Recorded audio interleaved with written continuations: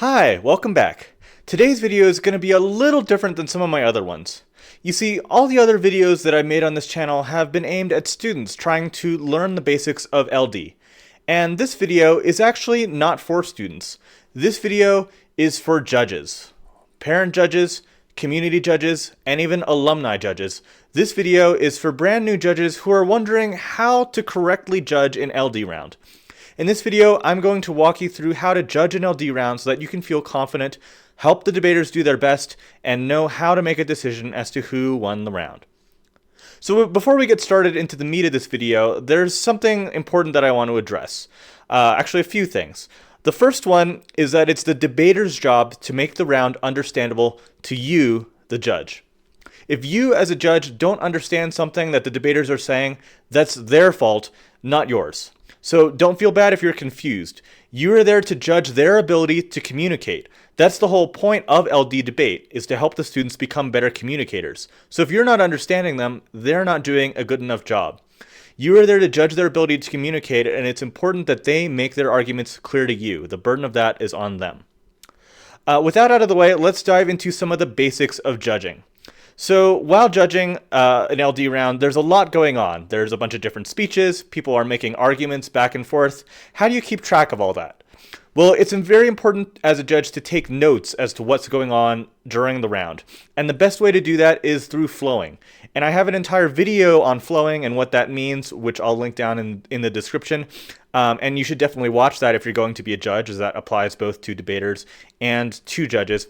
But essentially, it's the debate way of taking notes of the arguments that are going through the round and keeping track of them as the round progresses. So I'm not going to go into all that right now because I already have a video on that. But please watch this video that I made on flowing and use that to take notes as you're judging a debate round. And as you're doing this, don't worry too much about writing every single word down. In fact, you shouldn't be writing every single word down. Rather, you should be making an outline and focus on the arguments that are made in the round and how well the debater supports them. And the goal of flowing in this note-taking way is to capture the most important points in the round and figure out which side is stronger overall. Other than flowing and taking any other notes that you want, really the key is to just listen and think about what the debaters are saying, and that's good enough. So now that we've got all that out of the way, let's actually tackle the million-dollar question here. How should you, as a judge, be making the decision as to who wins the debate at the end of the round? How do you actually determine who won the round? Well, LD is what we call a values debate. In every Lincoln Douglas debate, there's a central value being argued by both sides. And thus, it makes sense that this value is what you should use to determine the winner. Sounds simple enough, but what does that actually mean? How do you determine a winner of the LD round using these values? And there's a simple formula, it turns out, to do this. All you have to do is ask yourself two important questions. That's all it boils down to figure out who won the debate round. All you have to do is ask yourself these two questions every time, and it'll give you the answer. The first question you need to ask yourself is, which side won the value clash? In other words, which side's value was higher or more important?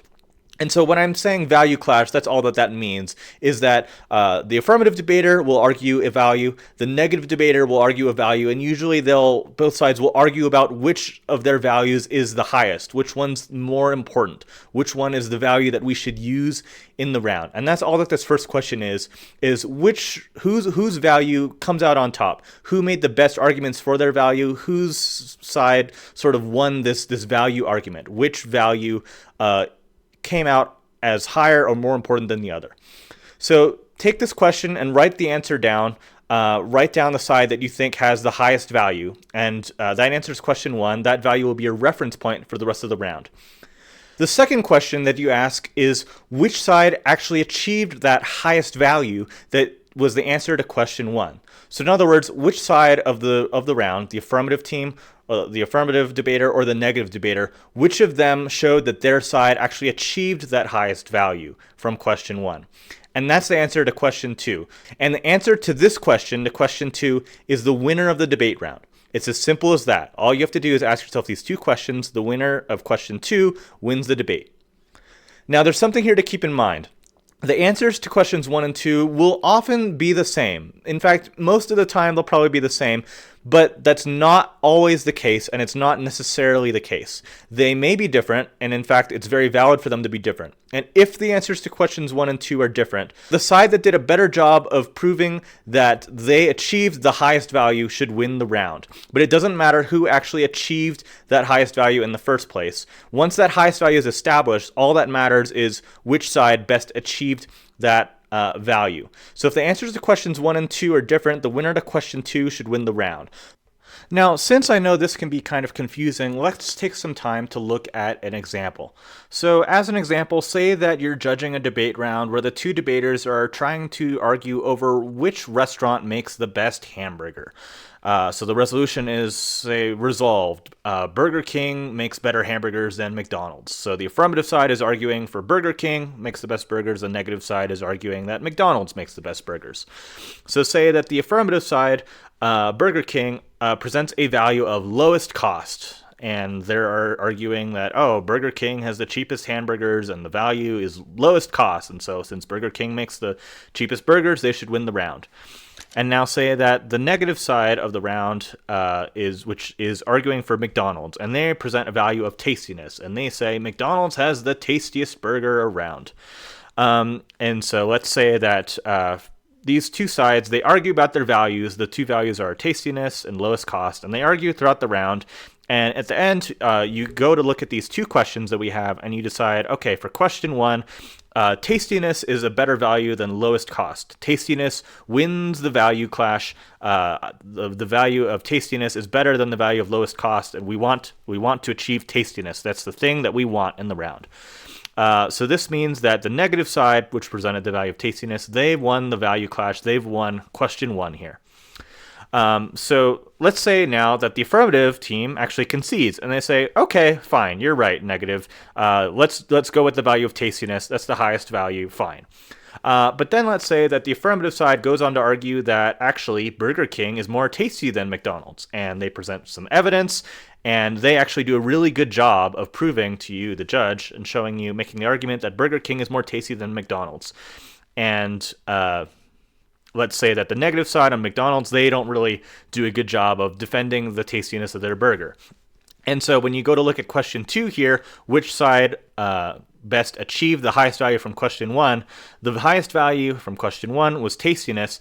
And if the affirmative side, Burger King, showed that actually their burger is the tastiest, then they win question 2 and they win the round. So in other words, in this example that we've presented here, the affirmative team wins because they've showed that their